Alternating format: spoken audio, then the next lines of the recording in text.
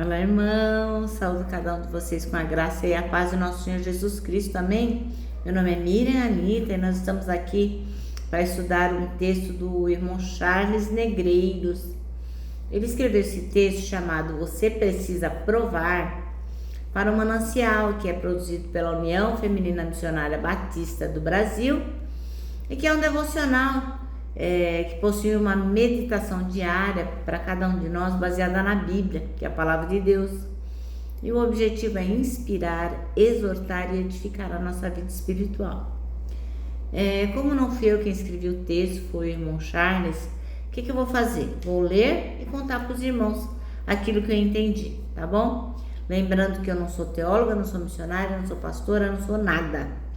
Eu sou apenas uma irmã em Cristo, que ama, aprecia a palavra de Deus e gosta de fazer o seu devocional. E aí eu aproveito a companhia de vocês, tá bom? Então vamos orar e pedir ao Senhor que nos oriente. Senhor Jesus, que a gente possa compreender que o bom mesmo de estar com você é provar do seu amor, provar da sua fidelidade, provar de ti. Ó Pai, ensina-nos a experimentar como é maravilhoso o seu amor. Em teu nome que oramos. Amém. Então, a nossa leitura bíblica está em 1 Pedro, capítulo 2. Nós vamos ler do 1 até o 10, tá bom? E diz assim: Portanto, livrem-se de toda maldade, todo engano, toda hipocrisia, toda inveja e todo tipo de difamação. Como bebês recém-nascidos, desejem intensamente o puro leite espiritual, para que, por meio dele, cresçam e experimentem plenamente a salvação, agora que provaram a bondade do Senhor. Vocês têm se aproximado de Cristo, a pedra viva. As pessoas o rejeitaram, mas Deus o escolheu para lhe conceder grande honra. E vocês também são pedras vivas, com as quais um templo espiritual é edificado. Além disso, são sacerdotes santos. Por meio de Jesus Cristo, oferecem sacrifícios espirituais que agradam a Deus, como dizem as Escrituras. Põe em Sião uma pedra angular escolhida para grande honra. Quem confiar nela jamais será envergonhado. Sim, vocês, os que creem, reconhecem a honra que lhe é devida, mas para os que não creem, a pedra que os construtores rejeitaram se tornou a pedra angular. E também, ele é a pedra de tropeço, rocha que faz as pessoas caírem. Tropeçam porque não obedecem à palavra e, portanto, deparam com o destino planejado para elas. Vocês, porém, são povo escolhido, reino de sacerdotes, nação santa, propriedade exclusiva de Deus, e assim vocês podem mostrar às pessoas como é admirável aquele que os chamou das trevas para a sua maravilhosa luz. Antes, vocês não tinham identidade como povo, agora são povo de Deus.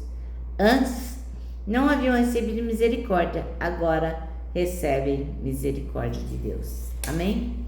Que maravilhoso isso, né, irmãos? Então, nosso texto chama-se Você Precisa Provar. E o versículo escolhido é o 3, que diz: Agora que provaram que o Senhor é bom.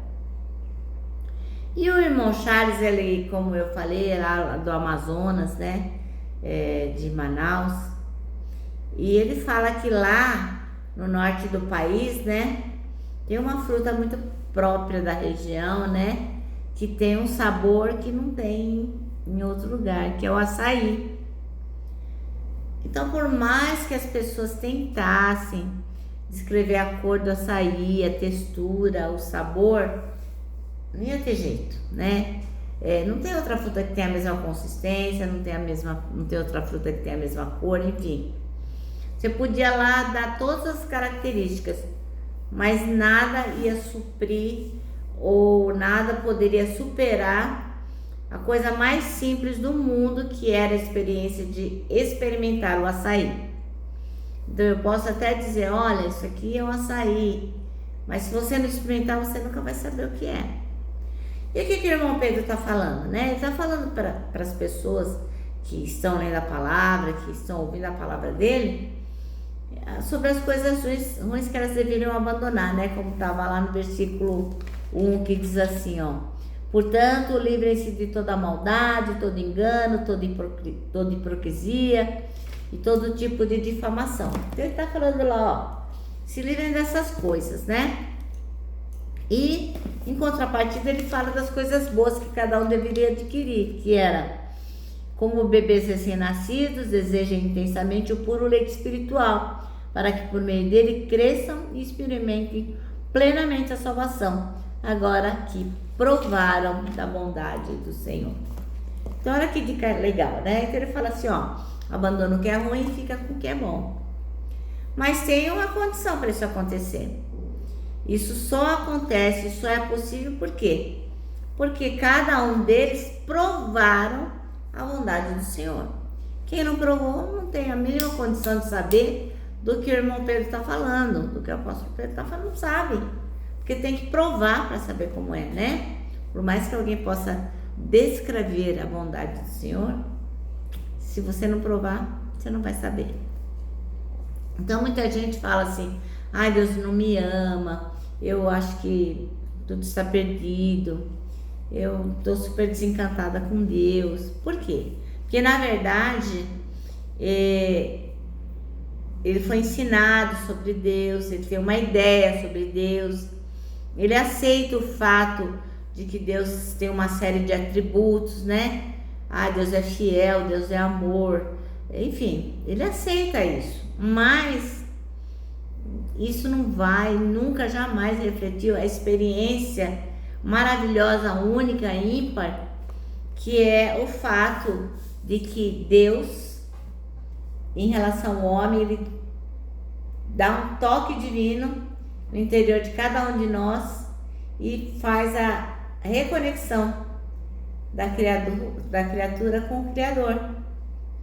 Então, irmãos, não tem outro jeito, não acredite em outra coisa, não se enganem. O único jeito que tem é provar de Deus, essa experiência é única. E ela segue uma direção específica, que é de cima para baixo. Deus nos amou primeiro, né? E de dentro para fora. A gente pode debater o gosto, a preferência, a gente pode falar um monte de coisa sobre Deus, mas neste caso há poucas opções. Ou a gente prova quem é Deus e a vida sofre uma revolução super, mega, master, power, plus, né? Quem experimenta Deus não consegue permanecer sendo o mesmo.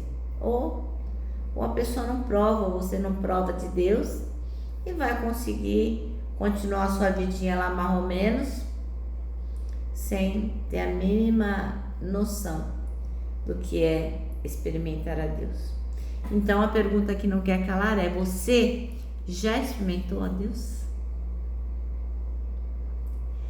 Pensa nisso, viu, meu irmão? Pensa nisso, porque muitas pessoas falam que sim, mas se a sua vida não mudou em nada, tem alguma coisa errada. Bom, o nosso Pão Nosso termina assim, ó: não perca tempo, prove a bondade do Senhor.